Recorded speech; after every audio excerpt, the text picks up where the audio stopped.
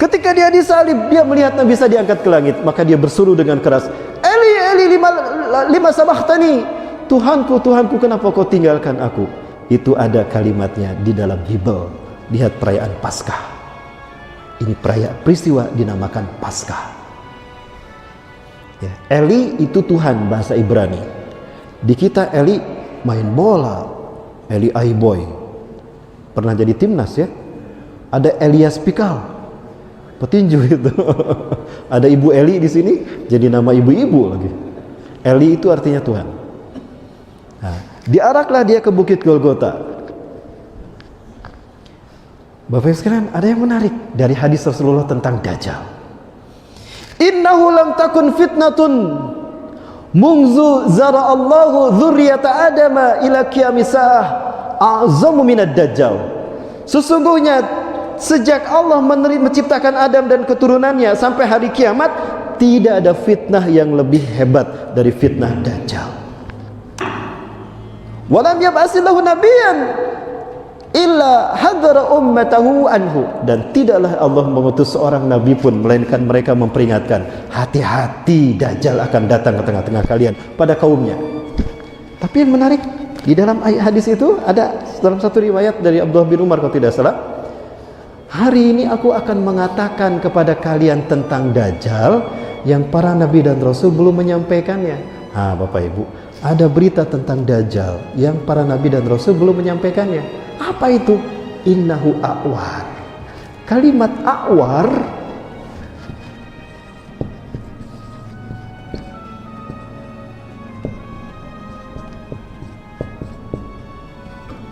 sesungguhnya dia awar ini bukan buta, Bapak Ibu. Ada orang matanya normal tapi tidak bisa melihat, disebutnya apa? Buta. Kalau menurut saya bukan hanya sekedar buta, tapi pecak mata kanannya. Innahu awar. Cuma Rasulullah yang tahu. Sesungguhnya dia pecak mata kanannya dan Allah tidak pecak. Ada manusia yang pecak matanya satu mengaku Allah, Dajjal.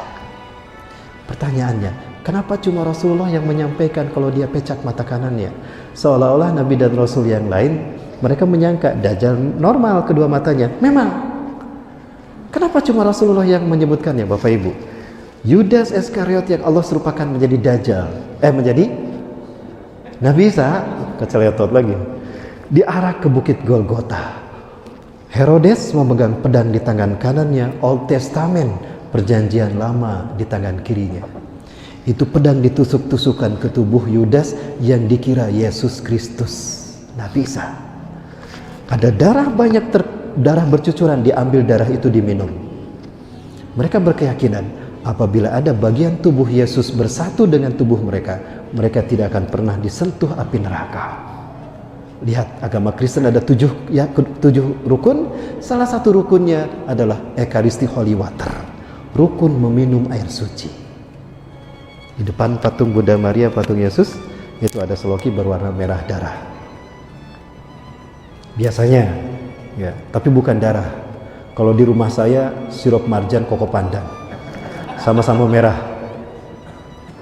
Tapi nggak mungkin saya minum darah kan. Baik, ada banyak daging tertusuk, terkelupas, diambil, dimakan. Rukun memakan tubuh Tuhan. Selesai kebaktian misa di gereja, mereka berbaris untuk pulang. Pendeta memegang nampan di tangan mereka. Itu roti dibagi-bagi. Itu Ekaristikus Kudus. Salah satu tusukan pedang Herodes mengenai mata kanannya. Saya butuh 2 jam untuk membahas peristiwa ini, Bapak. Kalau kita ketemu lagi Ustaz besok malam ya, nggak apa-apa materinya lanjutan Ustaz. Besok malam kita lanjutkan kembali di masjid mana Ustaz? Miftahul Khair. Oh, di Panam, Masjid Miftahul Khair, Panam, Bapak Ibu. Kita lanjut kisah ini nanti. Peristiwa ini terkait dengan WTC, percaya tidak? Terkait dengan WTC, dihancurkan. Terkait. Inilah yang menyebabkan saya bicara tentang akhir zaman. Tadinya tidak pernah terpikir untuk berbicara akhir zaman, tapi dari WTC inilah terbongkar semua konspirasi kebohongan dunia, termasuk materi ini, Bapak Ibu. Karena WTC sengaja dihancurkan. Ritual human sacrifices untuk dewa matahari. Betulkah human sacrifice untuk dewa matahari? Saya berani membuktikannya, tapi 2 jam. Nah, inilah yang kemudian diyakini dialah Dajjal. Barnabas begini, dia Dajjal. Untuk membuktikan dia Dajjal, dikubur dia 3 hari 3 malam dibiarkan. Barnabas diam-diam di malam yang ketiga menggalinya, masih hidup. Oh, berarti Yudas adalah Dajjal.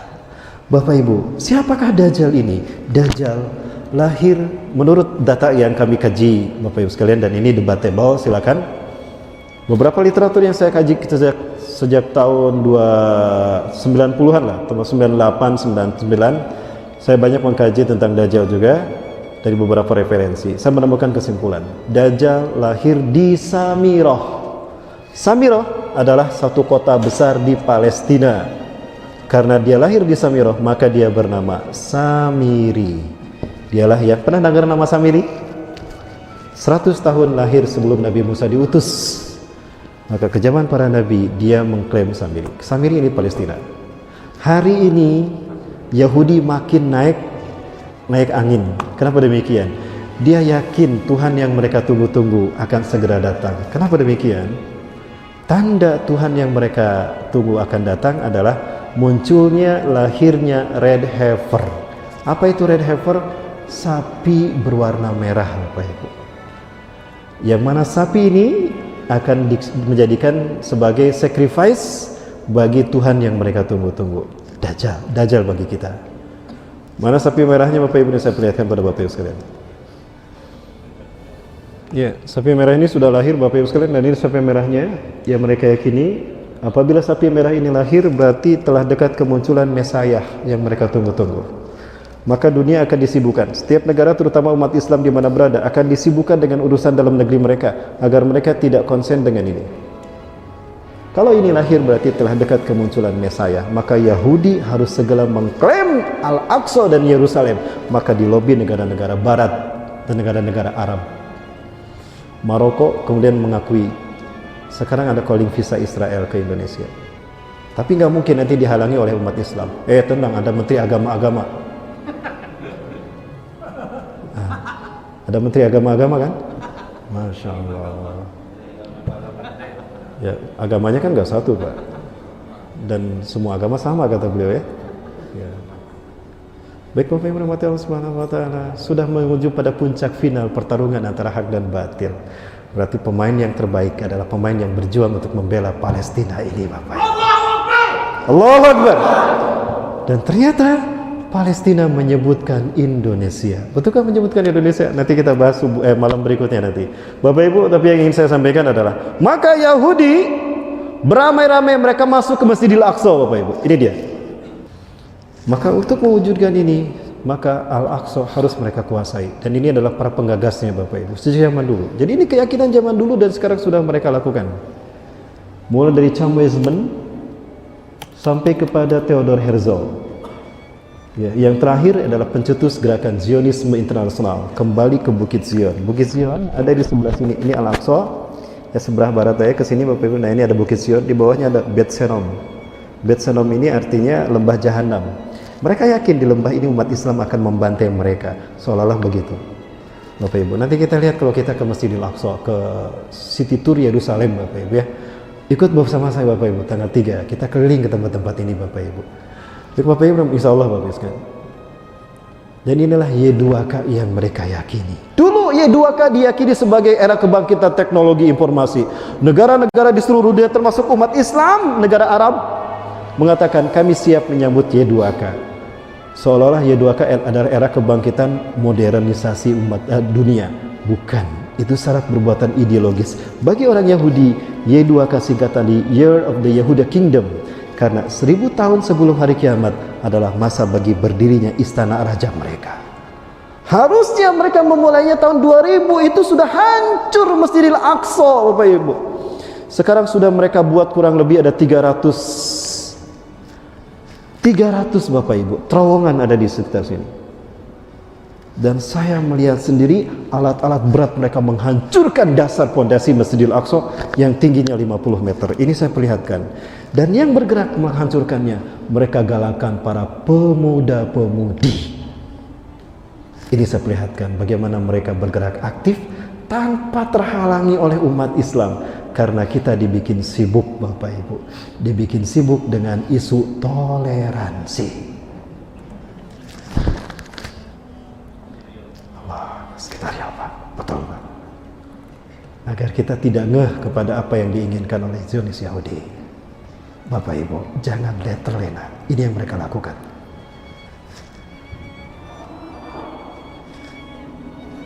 Inilah kiblat kita yang bernama. Lupakah kita kalau Rasulullah SAW pernah sholat menghadap ke Masjidil Aqsa selama 16 sampai 17 bulan. Ketika ibadah sholat diwajibkan, kiblat kita bukan ke Mekah saat itu, tapi ke sini. Setelah 16 atau 17 bulan berikutnya baru menghadap ke Ka'bah. Setelah turun Al-Baqarah 144. Dan bukankah kita lupakah kita? Kalau Masjidil Aqsa adalah kiblat, selain kiblat kita yang pertama, adalah masjid kedua yang dibangun setelah Masjidil Haram. Di dalam hadis riwayat dari sahabat Abu Dzar disebutkan bahwa Masjidil Aqsa kiblat kita yang didirikan oleh Nabi Adam dan malaikat Jibril, dibantu malaikat Jibril 40 tahun setelah membangun Masjidil Haram. Dan lupakah kita kalau sholat di sini ini 500, ada juga 1000 kali lebih baik daripada kita sholat di masjid manapun. Dan lupakah kita kalau Nabi Sulaiman pernah diberikan 3 permintaan oleh Allah.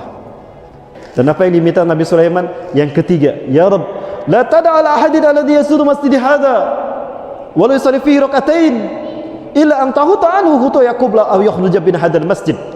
Ya Allah, jangan kau biarkan siapapun yang berkunjung kepada kiblatku yang masjidku ini ya Allah, walaupun mereka hanya 2 rakaat salat di dalamnya, dan mereka bertobat kepadamu ya Allah, melainkan kau hapuskan semua dosa-dosanya sebelum dia keluar dari masjidku ini. Maka Allah kabulkan doa Nabi Sulaiman. Artinya apa? Kalau kita datang berziarah ke Masjidil Aqsa, kita bertobat kepada Allah atas dosa-dosa kita, dan walaupun hanya 2 rakaat kita sholat di sana, keluar dari Masjidil Aqsa bersih tanpa dosa. Dan yang ketiga, Masjidil Aqsa akan menjadi titik tolak kebangkitan Islam untuk zaman kita. Masjidil Haram untuk Nabi Adam dan Nabi Ibrahim. Masjid Nabawi titik tolak dakwah tauhid untuk Nabi yang terakhir, Nabi Muhammad. Lalu Masjidil Aqsa untuk siapa? Untuk Imam Mahdi. Dan insya Allah dari 3 pasukan Imam Mahdi, satunya adalah Indonesia. Allahu Akbar. Maka panasnya geopolitik kita hari ini adalah ujian fit and proper test. Allah sedang menguji kelayakan kita. Layakkah kita memimpin kebangkitan Islam? Kalau kita berhasil membebaskan NKRI dari neo-imperialisme, dari penjajahan bentuk baru, yang penjajahnya dulu datang, sekarang diundang, siap. Jika kita berhasil mempertahankan NKRI, maka yang kita bebaskan berikutnya adalah kiblat kita yang pertama, Masjidil Aqsa. Siap membebaskan Masjidil Aqsa? Takbir! Bapak sekalian, lalu apa yang kita persiapkan untuk membebaskan kiblat kita yang pertama? Sementara saudara-saudara kita Palestina, mereka sudah berkorban nyawa iwafillah. Mereka bertahan sampai hari ini, dibantai oleh Zionis Yahudi karena mereka menunggu saat kemenangan itu terjadi.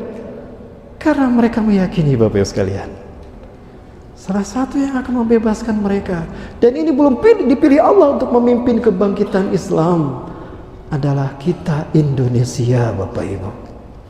Kita Indonesia. Ini saya perlihatkan satu hadis yang membuat saya bangga menjadi orang Indonesia Bapak Ibu. Apa yang membuat saya bangga menjadi orang Indonesia? Karena Rasulullah menyebutkan merah dan putih dalam hadisnya. Apakah merah putih itu Indonesia, Ustaz? Kita cari jawabannya. Ini hadisnya Bapak Ibu. Inna Rabbi zawali al-arda. Sesungguhnya Allah Tuhanku telah melipatkan bumi ini untukku. Hatta ra'aitu masyariqa wa maghriba, sehingga aku melihat kekayaannya terbentang dari timur hingga ke barat dunia.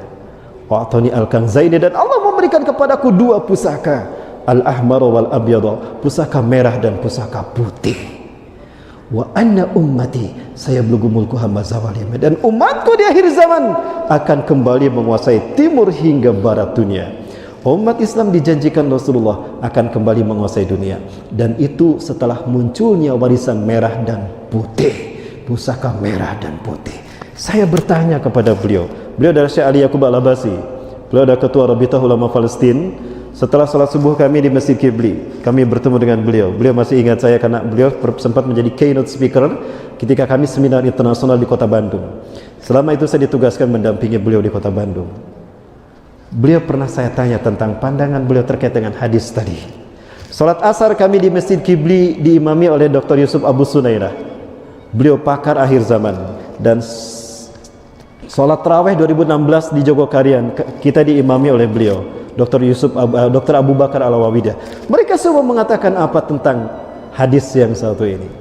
Ahunaka mu'alaqah baina hadal hadis bi biladina Indonesia. Apakah ada kaitan antara hadis ini dengan kami Indonesia? Bendera kami merah putih. Bendera kami merah putih. Apa kata beliau? Ala kulli biladin alladina yaqbaluna al-islam dinahum antum ya Indonesia lam yakhtarakumullah li insari hadaddin. Dari semua negara yang menerima Islam sebagai agamanya, tinggal kalian Melayu Indonesia yang belum Allah pilih untuk memimpin kebangkitan Islam. Allahu Akbar. Bapak Ibu, jangan lupa, ketika kita merdeka, seorang pengusaha kaya raya dari Palestina, Syekh Ali Thohir, beliau kosongkan semua uangnya di bank dan beliau berikan kepada Indonesia. Hei Indonesia, aku cinta kalian karena kalian adalah negara yang akan membebaskan kami. Nih, ambil semua uang saya, gunakan untuk kemerdekaan kalian. Sekali lagi Bapak Ibu, Syekh Ali Thohir, Syekh Ali Thohir, dia mengeluarkan semua uangnya untuk kemerdekaan kita Indonesia. Ini saya perlihatkan seperti apa Syekh Ali Thohir.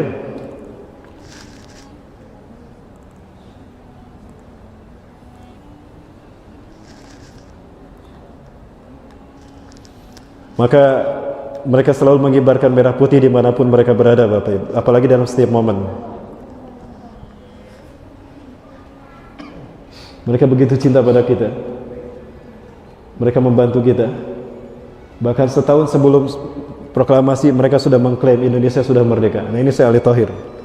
Dia mengosongkan semua uangnya di bank dan diberikan kepada kita untuk membiayai kemerdekaan kita Bapak Ibu.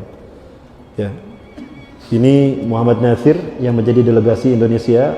Ini Mufti Palestina yang mengucapkan selamat. Begitu Indonesia proklamasi selesai dibacakan, negara pertama yang mengucapkan selamat kepada kita adalah Palestina, diwakili oleh Mufti Palestina. Bapak Ibu Allah. Tapi apa yang terjadi dengan Palestina hari ini Bapak Ibu? Mereka dibantai habis oleh Zionis Yahudi. Betapapun mereka dibantai, mereka rela dan siap mati syahid demi menunggu kehadiran kita. Zionis Yahudi ingin menguasai kiblat kita yang pertama Bapak Ibu. Dan kalau ini hancur, mereka akan menggantikannya dengan ini. Dan kalau ini terjadi, inilah yang mereka maksudkan, istana Dajjal. Kalau ini terjadi, berarti mereka berhasil mengalahkan reputasi para nabi dan rasul Bapak Ibu sekalian. Tapi masih ada penghalang. Apa penghalangnya? Umat Islam Palestina masih siap menjaganya. Maka habislah mereka dibantai Bapak Ibu. Dan ini yang terjadi. Pertanyaan saya, di mana kita saat mereka dibantai Bapak Ibu?